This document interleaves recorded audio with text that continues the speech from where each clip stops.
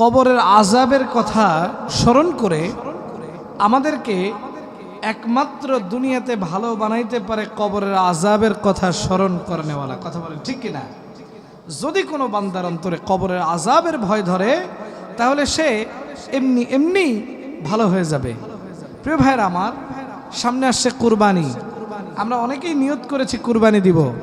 বর্তমান প্রেক্ষাপটে দেখা যায় যে কুরবানির মৌসুম আসলেই আমাদের বিভিন্ন ধরনের মাসলা মাসাইল সামনে আসে। কথা বলেন ঠিক কিনা? প্রিয় ভাইরা আমার, কুরবানি হতে হবে আল্লাহ পাক রব্বুল আলামিনের রাস্তায় সহি খাস দিলে হতে হবে কুরবানি। তাহলেই আমাদের কুরবানিটা কামিয়াব হবে, সার্থক হবে।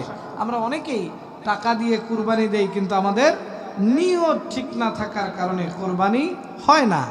কুরবানি যদি আমরা সহি করতে চাই তাহলে উলামায়ে কেরামের শরণাপন্ন হয়ে সঠিকভাবে দিন বুঝে কুরবানি করতে হবে। তাহলে আমাদের জন্য কামিয়াব। কুরবানি করলে দুনিয়া এবং আখিরাতেও সওয়াব আছে না নাই বলেন?